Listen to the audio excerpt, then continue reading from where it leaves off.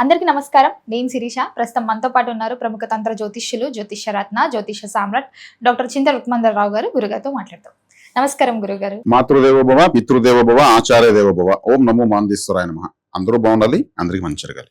గురుగారు, ఈ జూన్ మాసంలో తులారాశి వారికి ఎలా ఉండబోతుందంటారు? ఎలాంటి జాగ్రత్తలు తీసుకోవచ్చు అంటారు? ఆర్థిక పరంగా, ఆరోగ్య పరంగా గ్రహ గోచారం ఎలా ఉంటుందంటారు ఈ మాసంలో వీరికి? ఒకసారి 2026 సంవత్సరం జూన్ మాసం తులారాశి వాళ్లకు ఎలా ఉందో మనం తెలుసుకునేటప్పుడు, ఈ రాశికి ముఖ్యంగా ప్రధానంగా 9వ స్థానం నుంచి గురువు 2వ తారీఖు 10వ స్థానంలోకి ఉచ్చస్థితిలోకి వస్తున్నాడు. 8వ తారీఖు రాశ్యాధిపతి 9వ స్థానం నుంచి అతను కూడా 10వ స్థానంలోకి వస్తున్నాడు. అదేవిధంగా దశమ స్థానంలోకి. అదేవిధంగా బుధుడు 22వ తారీఖు ఆయన కూడా భాగ్యం నుంచి దశమంలోకి వస్తున్నాడు. 15వ తారీఖు గురువు అష్టమం నుంచి భాగ్యంలోకి వస్తున్నాడు. కుజుడు 20వ తారీఖు సప్తమం నుంచి అష్టమంలోకి వస్తున్నాడు.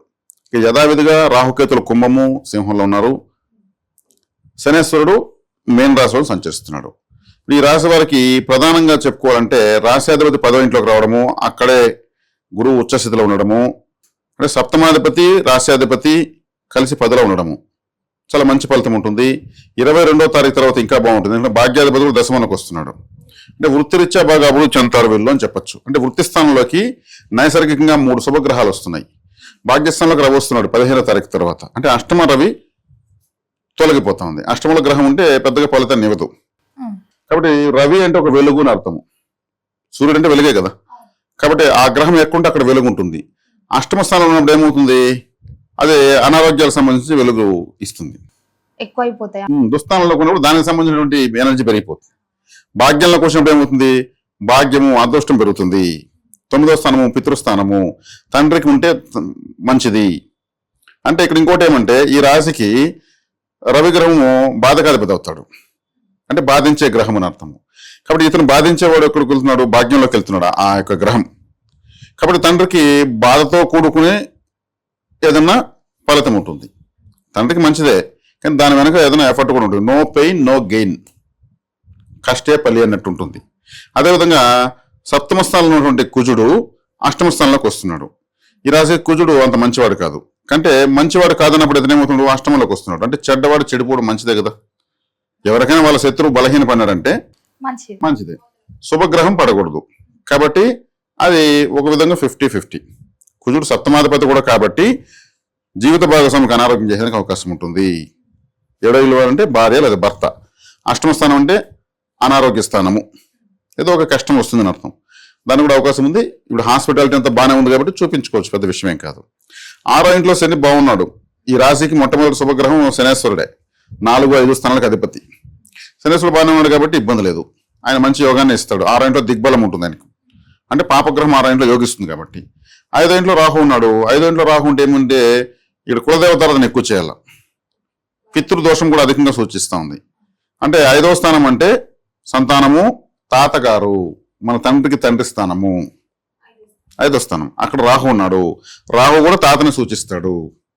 ఇప్పుడు తండ్రికి సంబంధించిన గ్రహం 9లోకి, ఆ గ్రహానికి 9వ స్థానంలోకి రాహు ఉండడము వల్ల పితృదోషం అధికమవుతుంది. కాబట్టి పితృపరిహారాలు చేసుకోవాలి. అమావాస్య మకా నక్షత్రం రోజు ఏదైనా దానం చేయడము, లేదంటే కాశీ లాంటి క్షేత్రాలకు ఆన్లైన్లో వెబ్సైట్ ఓపెన్ చేస్తే అన్నదానము అనేది ఉంటుంది. అన్నదానానికి డబ్బులు గడేయచ్చు. అంటే అక్కడ అది ఎక్కువగా పితృతర్పణలో వెళ్ళే ప్రదేశము. అక్కడ ఆ క్షేత్రంలో అన్నదానం చేయడం వల్ల పితృ అనుగ్రహం కలుగుతుంది. ఒక 500 పంపించాలనుకోండి ఎవరైనా, అక్కడ ఒక 5 మంది భోజనం చేస్తారు. ఓ 1000 రూపాయలు పంపిస్తే ఒక 10 మంది భోజనం చేస్తారు. 100 రూపాయలు ఒక మీల్స్ అనుకుంటే కూడా.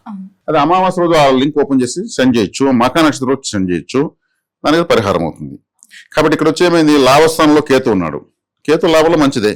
లాభస్థానంలో ఏ గ్రహం ఉన్నా మంచిదే. కాబట్టి తీరా చూస్తే ఇక్కడ గురువు మార్పు, గురువు వెనకనే బుధుడు శుక్రుడు రావడము, అష్టమ రవి మారడము, ఇక్కడ సప్తమంలో కుజుడు అష్టమంలోకి రావడము కొంచెం అనారోగ్య సూచనలు తెలియజేస్తాయి. ఏదన్నా ఉంటే కొంతమందికి సమాజంలో కొంతమంది ద్వారా ఇబ్బంది కూడా రావచ్చు. ఏదన్నా తగవలు కానీ, ఒక చీటికి మాటకు ఒక మాట మాట్లాడుకోవడం కానీ ఇలాంటివి ఉంటాయి. దానికి సుబ్రహ్మణ్య ఆరాధన చేస్తే సరిపోతుంది. ఇక తులారాశి వాళ్ళు అధికంగా చేసుకోవాల్సిన ఆరాధన పితృపరిహారము, కులదేవతారాధన, సుబ్రహ్మణ్య ఆరాధన చేసుకుంటే చక్కగా ఉంటుంది. ఇక ఈ రాశికి ఇప్పుడు వృత్తిలో సెట్ అవుతారు. వృత్తులు అంటే వాళ్ళు ఏ వృత్తి అయినా చేయొచ్చు. వాళ్ళ జాతకరీత్యా వాళ్ళకి ఏదైనా వృత్తి ఉంటే ఆ వృత్తిలో అభివృద్ధి కలుగుతుంది. అప్పుడు ఏం చేయాలి? ఫోకస్ చేయాలి. ఇప్పుడు మనకు డెవలప్ చేయడానికి కావాలన్న సోర్సెస్ ఏమున్నాయి? పెట్టుబడి పెట్టగలమా? పెట్టుబడి లేకుండా డెవలప్ చేయగలమా? లేదా ఇంకొన్న బ్రాంచెస్ డెవలప్ చేయగలమా? లేదా పబ్లిసిటీ ఇచ్చుకోగలమా?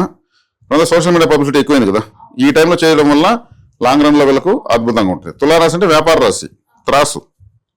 కాబట్టి చక్కగా వీళ్ళ వ్యాపారాన్ని సెట్ చేసుకుని అభివృద్ధి చేసుకునే అవకాశం ఎక్కువగా ఉంది.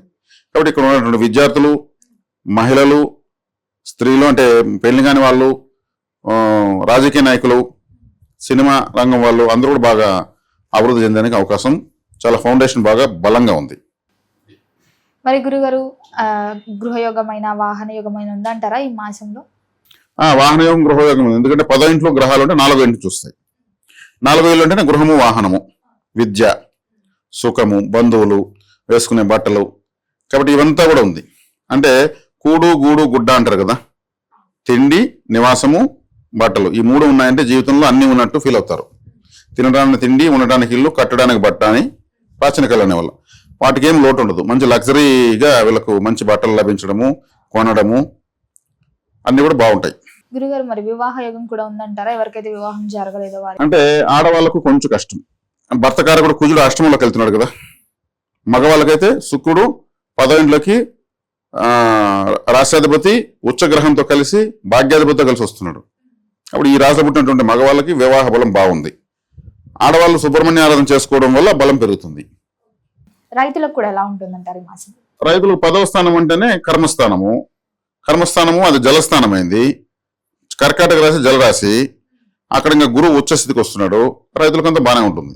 కానీ ఇక్కడ వచ్చేయాలంటే జనరల్ గా జ్యోతిష్ శాస్త్రంలో గ్రహాలు ఎంత అనుకూలంగా ఉన్నాయని మనం చెప్పినా, రైతులకు ఎందుకంటే ఎరువుల రేట్లు పెరుగుతున్నాయి, దానికి కావాల్సినటువంటి పంటలు కొట్టేటువంటి మందుల రేట్లు పెరిగిపోతున్నాయి. అవి పెరిగేదానికి వారం వర్జం, వారపల్లలు, మాసపల్లలు లేకుండా పెంచేస్తున్నారు. రైతులేమో పండిస్తున్నారు, పంటకు మాత్రం గిట్టుబడి ధర రావడం లేదు. అది పెరగడం వల్ల దిగుబడి పెరుగుతున్నాయి, కూలీలు పెరుగుతున్నాయి, లేబర్ డిమాండ్ విపరీతంగా ఉంది. దీనిని నియంత్రించలేకపోతున్నారు ప్రభుత్వాలు కానీ, రైతులు కానీ, సమాజం కానీ. వీళ్ళు ఎంత పెంచినా అంత తీసి ఎరువు అక్కడ వేయాల్సి వస్తూ ఉంది. దానికి తగిన రేటు ఆపక్కరానప్పుడు ఎవరేం చేయలేని పరిస్థితి. అది సమస్యలని పరిష్కారమైంది. కాకపోతే రైతులకు అనుకూలమైన పంటలు దిగుబడి చేతికి వచ్చేందుకు అవకాశం ఉంది.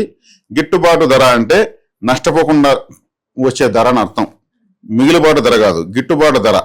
చేసిన కష్టానికి నష్టం లేకుండా ప్రతిఫలం. రైతుకి తినడానికి ఇబ్బంది లేకుండా, కొనే పని లేకుండా ధాన్యం ఇంట్లో పెట్టుకొని ఇంకొంత అమ్ముకోగలిగితే సంతోషం. అది గిట్టుబాటు ధర అంటారు. అంతేగాని మాకు మంచి ధర వచ్చింది అనేటువంటి పరిస్థితి ఎప్పుడు గిట్టుబాటు ధర పైన పోరాడుతూ ఉంటారు.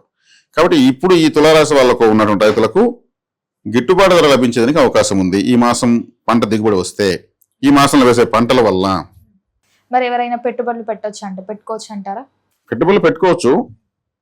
వీళ్ళు ఇప్పుడు వృత్తి స్థానంలో 3 గ్రహాలు ఉన్నాయి కాబట్టి, వృత్తికారకుడు, కర్మకారకుడు శని బలంగా ఉన్నాడు కాబట్టి పెట్టుబడులు పెట్టుకోవచ్చు. మరీ టూ మచ్గా పోకుండా అటనే షేర్ మార్కెట్లో పెట్టకూడదు. షేర్ మార్కెట్లో పెడితే జీరో అయిపోతుంది. కేర్ఫుల్గా ఉండాలి. అదొక పెద్ద మైండ్ గేమ్ షేర్ మార్కెట్ అంటే. ఆ మైండ్ గేమ్ అందరికీ తెలియదు.